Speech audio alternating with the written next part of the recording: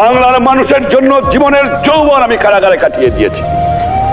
এ মানুষের দুঃখ দেখলে আমি পাগল হয়ে যাই।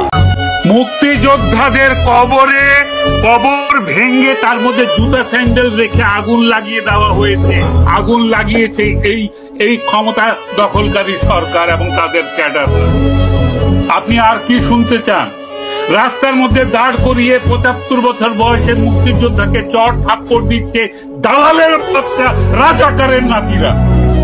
এই দেশ আপনাদের, এই অকৃতজ্ঞ জাতি বাঙালি আরো ২০০ বছর গোলাম থাকা উচিত।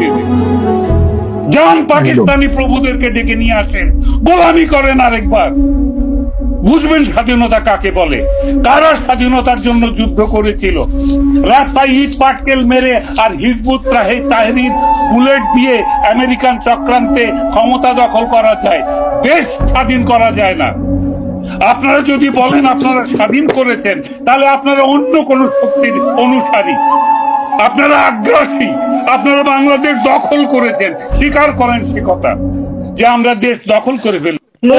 সংবিধান বদলে দিতে চান আপনারা কারা? কে আপনাদের ম্যান্ডেট দিয়েছে সংবিধান বদলে দিতে? আজকে মুক্তিযোদ্ধারা চিৎকার করে হার্ট অ্যাটাক করে মারা যাবে, আপনারা হাসবেন, আপনারা হাসবেন, আপনারা অট্টহাসি হাসবেন নাড়ালে। আপনারা চিকেন রান চিবাতে চিবাতে আপনারা রাত্রেবেলা মদের গ্লাস খালি করবেন।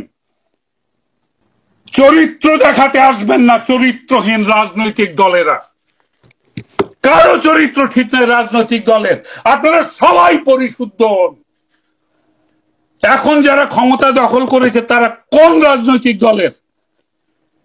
তাদের ইতিহাস নাই, তাদের গুম খুনের ইতিহাস নাই।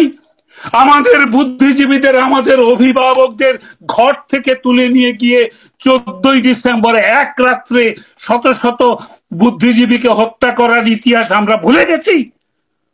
কারা করেছে আমরা জানি না। আপনারাই তো ক্ষমতা দখল করেছেন এবং যারা ক্ষমতা দখল করেছে তাদের পদলেহন করছে।